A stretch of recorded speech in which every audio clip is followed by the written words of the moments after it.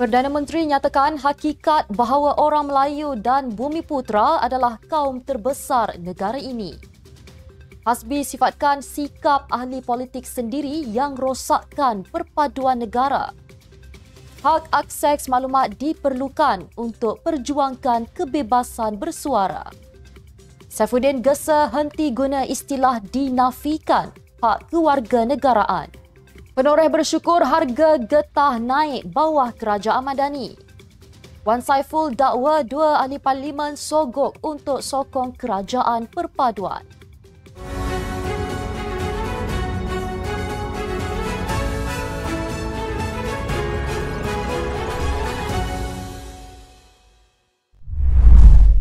Bismillahirrahmanirrahim. Assalamualaikum warahmatullahi wabarakatuh. Salam Malaysia Madani. Bersama saya Mirakilah dalam Netstep News edisi petang 21 Mac 2024 bersamaan 10 Ramadan 1445 Hijrah.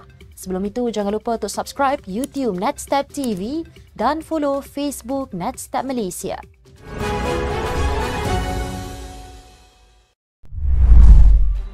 Kaum minoriti termasuk Cina, India di negara ini termasuk di Sabah dan Sarawak perlu menerima hakikat bahawa orang Melayu dan Bumiputera merupakan kaum terbesar di negara ini. Perdana Menteri Datuk Seri Anwar Ibrahim berkata, semua pihak perlu menerima kenyataan itu dengan semangat perpaduan dan bukannya penindasan. Perdana Menteri yang berucap dalam bicara eksekutif Malaysia Madani Penjawat Awam tahun 2024 juga berkata, walaupun Melayu merupakan kumpulan majoriti, namun kaum itu menjadi hebat jika mempunyai sikap positif dan menekan minoriti yang lain. Menurut beliau, Malaysia khususnya orang Melayu boleh menjadi gagah dan hebat jika pemimpinnya bersih, berdisiplin dan mempunyai integriti. Katanya, bukanlah satu keuntungan jika merasai kemenangan dengan menanam bibit kebencian kepada orang lain. Tambah Datuk Seri Anwar, kita menang kerana hebat, bukan kerana mencerca kaum, agama atau kelompok minoriti lain. Sementara itu, Senator Dewan Negara Hasbi Muda menyifatkan perkara yang merosakkan perpaduan dalam negara bukanlah sistem pendidikan tetapi sikap ahli-ahli politik yang mengamalkan politik identiti atau politik kaum dan agama. Ketua Pemuda Amanah Nasional itu mengambil contoh di Indonesia di mana politik identiti berteraskan unsur perkauman dan agama ketika berlangsungnya siri kempen pemilihan umum Pemilu Indonesia 2024 menyebabkan lebih banyak keburukan daripada kebaikan. Menurut Hasbi, memasuki tahun ke-67 kemerdekaan negara, Malaysia masih belum menemui formula terbaik dalam soal perpaduan kaum sehingga insiden-insiden kecil pun boleh dipergunakan untuk memicu sentimen dan sensitiviti rakyat. Pada akhirnya, beliau beranggapan Malaysia banyak menghabiskan banyak masa untuk bercakap tentang isu yang remeh sahaja. Ahli Parlimen Kota Melaka, Khoo Pui Tiong berkata, perjuangan kebebasan bersuara harus disertai dengan pembaharuan yang menggalakkan keterusan dan accountability yang lebih besar dalam akses kepada maklumat. Oleh itu, Khoo, ahli kumpulan rentas Parti Parlimen mengenai integriti, tadbir urus dan anti rasuah berkata, penggubalan Akta Kebebasan Maklumat telah dimasukkan sebagai pembaharuan keutamaan yang boleh dilaksanakan dalam tempoh 5 tahun. Khoo juga berkata keterusan yang lebih besar dalam aliran maklumat kepada rakyat adalah hak asasi dalam demokrasi yang berfungsi. Kata beliau, jika terdapat ketidakseimbangan dalam aliran maklumat, akan menyumbang kepada ketidakseimbangan dalam hubungan kuasa antara rakyat dan kerajaan. Secara keseluruhan, Ahli Parlimen Ledang Said Ibrahim Said Noh selaku pengerusi kumpulan itu berkata, sidang media hari ini diadakan untuk menyediakan perkembangan terkini mengenai 8 pembaharuan yang disyorkan. 4 daripadanya telah dikenal pasti sebagai keutamaan segera. Selain daripada Akta Kebebasan Maklumat, 3 bidang tumpuan lain termasuk pengasingan kuasa antara Jabatan Peguam Negara dan pejabat pendakwa raya, pindaan kepada Akta Perlindungan Pemberi Maklumat 2010 dan penggubalan Akta Perkhidmatan Parlimen. November lalu, Menteri di Jabatan Perdana Menteri Azalina Othman Said dilaporkan berkata bahagian hal ehwal undang-undang sedang dalam proses mengenal pasti parameter, cabaran dalam pelaksanaan dan perundangan yang boleh bercanggah dengan konsep kebebasan maklumat bagi memperkenalkan akta komprehensif yang sesuai di Malaysia.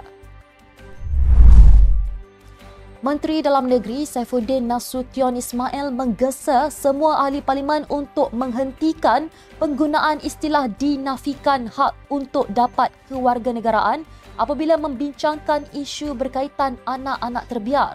Bercakap di Dewan Rakyat, Saifuddin berkata, wakil rakyat kerajaan dan pembangkang sebaliknya perlu mengambil bahagian dalam perbahasan apabila pindaan perlembagaan persekutuan berkaitan kewarganegaraan dibentangkan.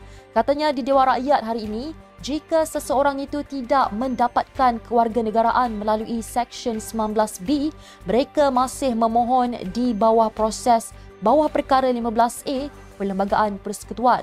Seksyen 19B menetapkan bahawa anak-anak terbiar dianggap dilahirkan oleh ibu bapa Malaysia pada masa kelahiran mereka jika identiti ibu bapa kandung mereka tidak dapat dikenal pasti. Sementara itu, Perkara 15A memberi kerajaan kuasa khas untuk mendaftarkan kanak-kanak sebagai warga negara.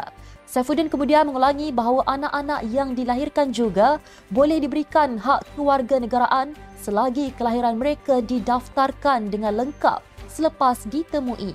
Beliau berkata demikian ketika menjawab soalan Muhammad Syafizan Kepli mengenai kebimbangan yang dibangkitkan NGO berhubung pindaan regresif kepada Perlembagaan Persekutuan berkaitan kewarganegaraan. Seorang aktivis politik, Eddie Nur Ridwan, menyifatkan harga getah skrap yang meningkat kepada RM4 sekilogram ketika ini adalah sesuatu yang kena pada masanya.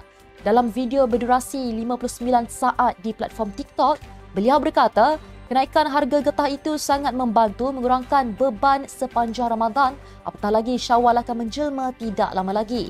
Beliau juga turut membandingkan semasa kerajaan di bawah Perikatan Nasional bahawa penoreh getah melalui keadaan yang sengsara oleh disebabkan harga getah hanya sebanyak RM2.50 sekilogram. Susulan kabar gembira daripada kerajaan pimpinan Datuk Seri Anwar Ibrahim itu, beliau berharap agar bebanan kos sara hidup golongan penoreh getah dapat dikurangkan. Beliau juga sempat mengajak sesiapa yang mempunyai kebun getah untuk balik menoreh berikutan faktor getah terkini. Ahli Parlimen Bersatu Wan Saiful Wan Jan mendedahkan identiti dua ahli parlimen yang didakwanya cuba mempengaruhinya untuk menyokong kerajaan perpaduan pimpinan Perdana Menteri Datuk Seri Anwar Ibrahim. Wan Saiful memberitahu Dewan Rakyat, dua ahli parlimen itu antara 6 wakil rakyat mengisytiharkan sokongan mereka kepada Datuk Seri Anwar tahun lalu. Beliau berkata tawaran dibuat seorang daripada ahli parlimen itu dan dua lagi individu pada 17 Januari lalu, termasuk peruntukan RM2 juta, bayaran untuk perbelanjaan perubatan isterinya, jumlah token tidak dinyatakan bagi menampung yuran guaman kes mahkamahnya serta kemungkinan menggugurkan pertuduhan terhadapnya.